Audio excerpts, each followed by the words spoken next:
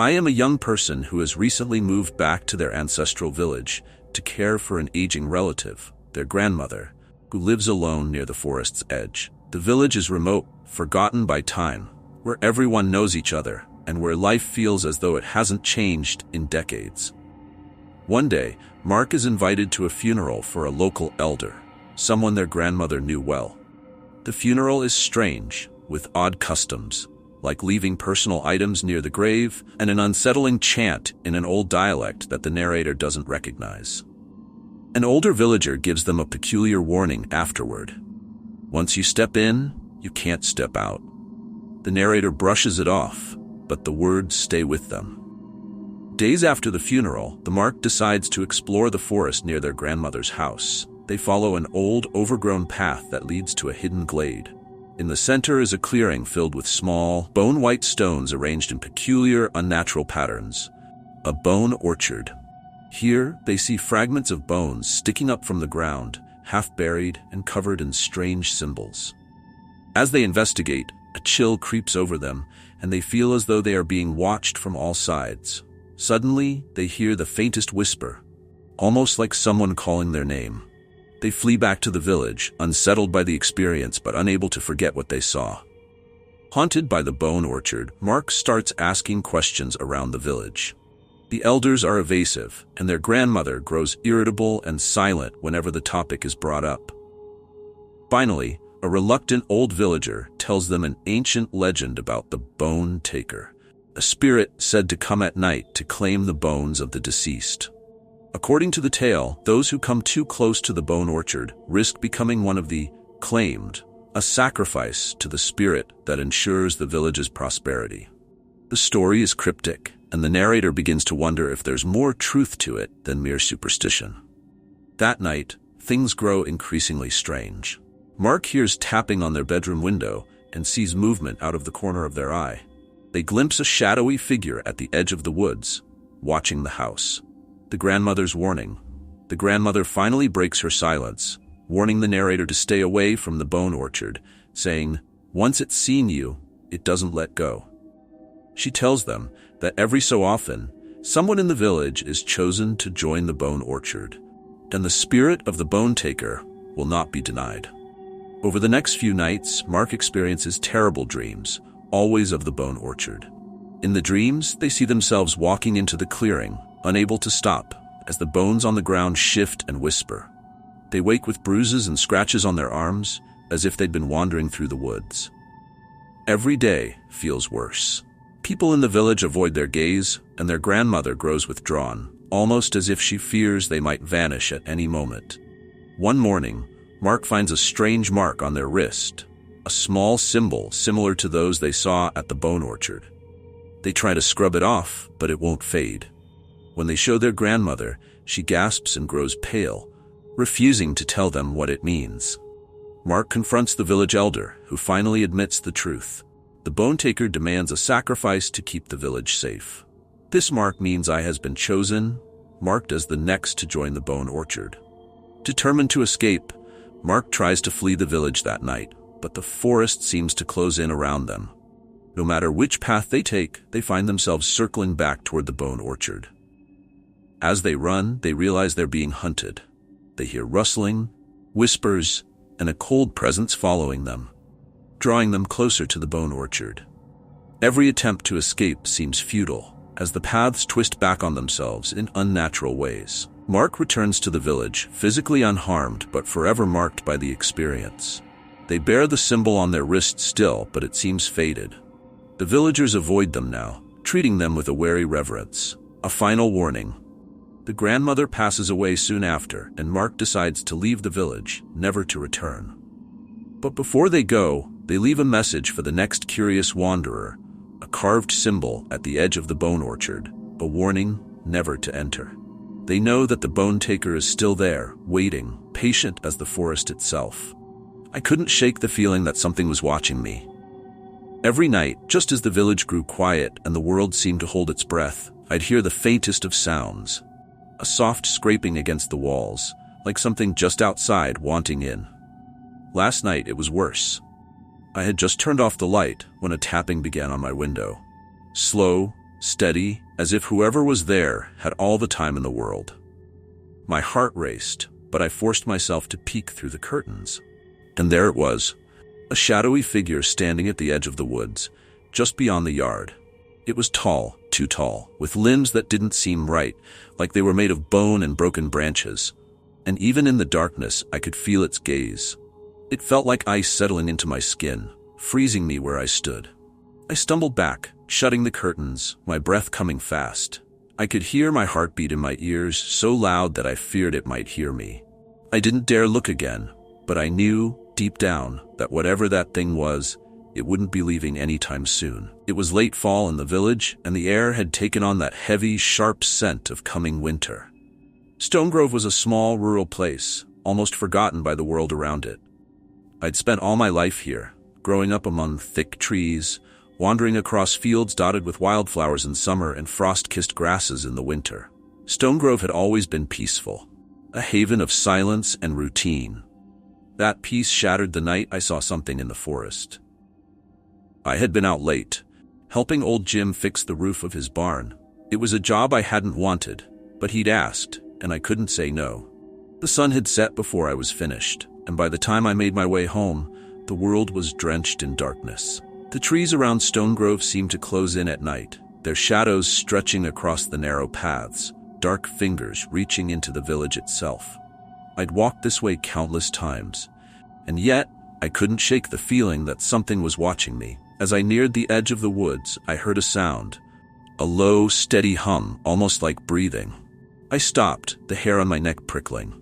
The sound was faint, but it was there, deep and rhythmic.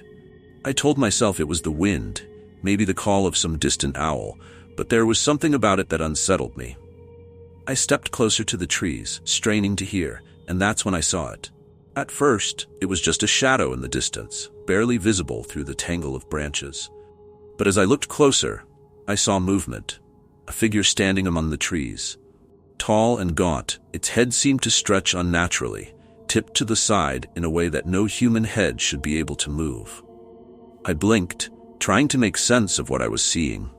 The figure was draped in what looked like moss or vines, its limbs thin and angular, stretching out like the branches around it.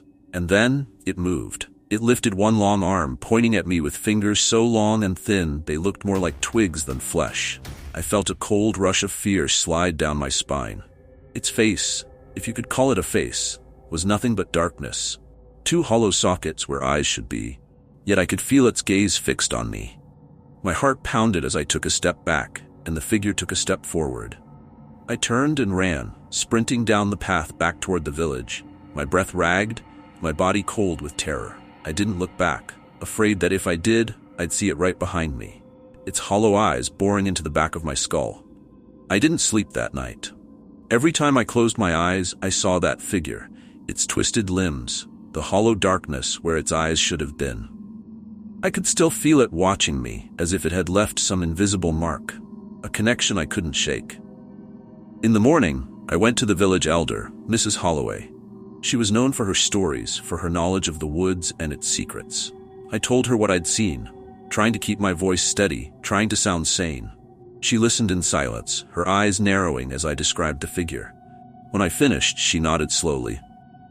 "You've seen the Watcher," she said, her voice a whisper. "Few have seen it and lived to tell the tale." "The Watcher?" I asked, my voice cracking. She looked at me, her face lined with age and worry. "The Watcher is the guardian of the woods, the spirit that protects and punishes. It only reveals itself to those who have trespassed too far, Pat, who have crossed some line that should not be crossed." I didn't understand. I hadn't done anything wrong, hadn't gone off the path or taken anything from the forest. But the look in her eyes told me she believed every word she was saying. "Stay away from the forest," she warned. "Once the Watcher has seen you, it won't forget. It will wait, biding its time, watching you until it decides to strike." Days passed, and I tried to push the memory of that night from my mind. I kept to the village, avoiding the woods, telling myself it was just some trick of the light, an overactive imagination. But the feeling of being watched never left me. Every now and then, I'd catch a glimpse of movement in the corner of my eye, a flicker of shadow that vanished as soon as I looked. I started to feel as though the forest itself was alive, breathing, watching. One evening, just as the sun was dipping below the horizon, I heard it again, that low, steady hum, like breathing, drifting from the edge of the woods. My heart raced, and before I knew it, I was walking toward the sound, pulled forward by some invisible force. The world around me grew silent, the air thick and heavy, pressing against my chest. I reached the edge of the trees, and there it was, the Watcher, standing just a few feet away. This time, I could see it more clearly. Its skin was pale, almost translucent, stretched tight over bones that jutted out at strange angles. Its eyes were empty voids, black and endless, and its mouth was a gaping hole, ringed with teeth that looked sharp and jagged like broken glass. It took a step forward, and I could feel its presence, a cold, heavy weight pressing down on me. I tried to move, to run, but my body was frozen, paralyzed by its gaze. The Watcher leaned closer, its face inches from mine, and I could feel its breath, cold and wet, like the damp earth beneath the trees.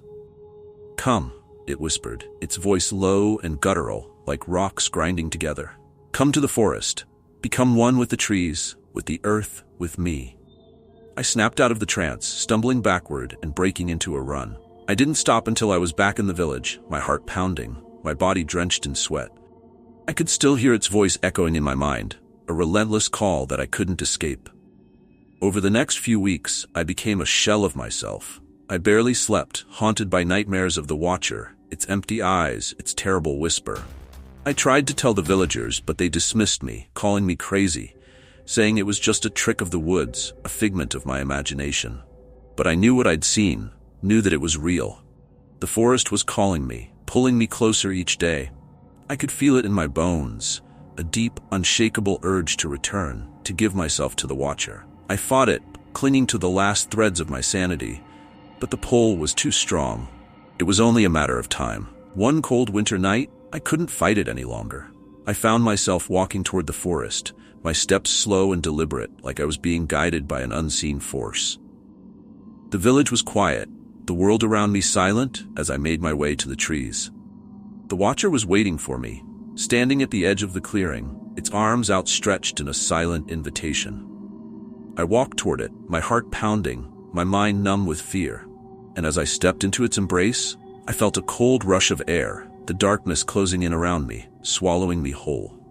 The villagers say that if you walk too close to the woods at night, you can still hear a faint, low hum, like the sound of breathing. And if you're brave, or foolish, enough to look into the trees, you might see a figure standing there, tall and gaunt, its eyes dark and hollow, watching. They say it's the spirit of the forest, the guardian that protects and punishes. But I know the truth. I know that once I was just like them, a villager in Stonegrove, drawn too close to the forest. And now I am the Watcher, bound to the woods, watching and waiting for the next soul to wander too far. Growing up in the small village of Willow Ridge, my life was shaped by the surrounding woods. They loomed over us like silent guardians, or perhaps silent judges. Willow Ridge was small and self-contained, a place where secrets hid beneath every stone and whispers danced on the wind.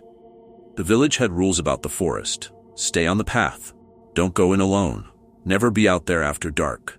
These were rules that no one questioned, passed down from generation to generation. And while I had heard the warnings my whole life, I never thought much of them. But everything changed the day I saw something in those woods, something that shouldn't have been there. Something that marked me in a way I can't explain.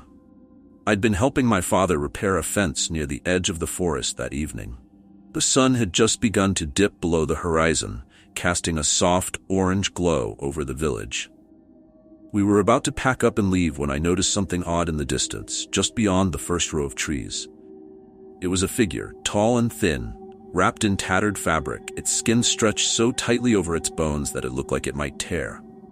It had no discernible face, only two dark voids where eyes should have been and an unnatural tilt to its head. It looked human, and yet wrong. Every nerve in my body screamed for me to look away, to run, but I was frozen, unable to break free from its gaze. Then it moved. It lifted an arm slowly, pointing at me with long, twisted fingers. The motion was jerky, like a marionette on strings, and yet I could feel a cold, calculating malice in its gesture. My father's shout snapped me out of my trance, and I stumbled back, my heart hammering as I tore my gaze away. I told myself it was nothing, an illusion in the fading light, a trick of the mind. But that night, I couldn't sleep. Every time I closed my eyes, I saw it there in the darkness, watching me. The days that followed were filled with an unshakable unease. The woods, which had always been a familiar presence, now felt foreign and menacing. I found myself glancing toward the tree line whenever I passed it, half expecting to see that figure watching me again. One night, as I lay in bed, I heard something strange, a faint whispering like the rustling of leaves, but there was something too intentional about it. The whispers were low and rhythmic, filling my room, pressing into my mind. It felt like the words were trying to burrow into my thoughts, embedding themselves in my brain. I got up and looked out the window, half expecting to see that figure standing there. But there was nothing, only the dark outline of the woods in the distance, looming silently. I shut the window, pulled the curtains tight, and tried to push the whispers out of my mind. But deep down, I knew they weren't just sounds. They were a summons. Desperate for an explanation, I went to see Mrs. Hawthorne, the village's oldest resident. She had lived in Willow Ridge her whole life and was known to be a keeper of stories and old traditions. When I told her about the figure and the whispers, she listened in silence, her face growing paler with each word. After a long pause, she spoke in a low, trembling voice. "What you saw, it's called the Hollow Man. He appears only to those who've drawn the wood's attention, those it seeks to claim." She explained that the Hollow Man was a spirit bound to the forest, a guardian of sorts, tasked with keeping a balance between the living and the dead. Once he's marked you, you can't escape. The forest will call to you, pulling you deeper and deeper, until there's nothing left of you but a hollow shell. I felt a chill run down my spine. I wanted to believe it was all just a story, but the look in her eyes told me otherwise. She pressed a small charm into my hand, a bundle of herbs wrapped in cloth. "Keep this with you," she said. "It won't stop him, but it might buy you some time." Despite the charm, the whispers grew louder each night, a relentless litany of words I couldn't understand. I began to see shadows moving at the edge of my vision, fleeting glimpses of the Hollow Man lurking in the darkness. One evening, as I was walking home, I felt a strange pull, a compulsion to go toward the woods. I tried to resist, but my body moved on its own, as if guided by some unseen force. Before I knew it, I was standing at the edge of the forest, alert, staring into the darkness. The trees seemed to part before me, creating a path that led deeper into the woods. I wanted to turn back, to run, but the pull was too strong. I took a step forward, then another, each one taking me further from the village, deeper into the forest's embrace. After what felt like hours of walking, I found myself in a clearing, and there he was, the Hollow Man, waiting for me. His hollow eyes bore into mine, his face expressionless yet filled with a dark, predatory hunger. He stretched out a hand, his fingers curling in a beckoning gesture. I could feel my body weakening, my thoughts slipping away, as if he was draining the life from me just by standing there. "Come," he whispered, his voice a hollow echo that filled the clearing. "It's time." I wanted to scream, to run, but my voice was trapped in my throat, my body rooted to the spot. The world around me began to blur, the trees melting into shadows, the ground shifting beneath my feet. I was losing myself, fading into the darkness, becoming one with the forest. In a last desperate act, I reached into my pocket and grabbed the charm Mrs. Hawthorne had given me. Clutching it tightly, I felt a surge of warmth, a flicker of strength. The Hollow Man recoiled, his form wavering, as if repelled by the charm's power. I turned and ran, stumbling through the forest, the branches tearing at my clothes, my skin. Behind me I could hear him, his hollow voice calling out, growing fainter as I put more distance between us. Finally, I burst out of the woods, collapsing onto the ground at the edge of the village. I was safe, for now. The whispers have stopped, and I haven't seen the Hollow Man since that night. But I know he's still out there, lurking in the shadows, watching and waiting. The village feels different now, as if a part of me is still connected to the forest, still bound to the Hollow Man's call. I still carry the charm, a small comfort in a world that has forever changed. And sometimes, late at night, I catch a glimpse of something at the edge of the woods. A shadow, a figure with hollow eyes, watching.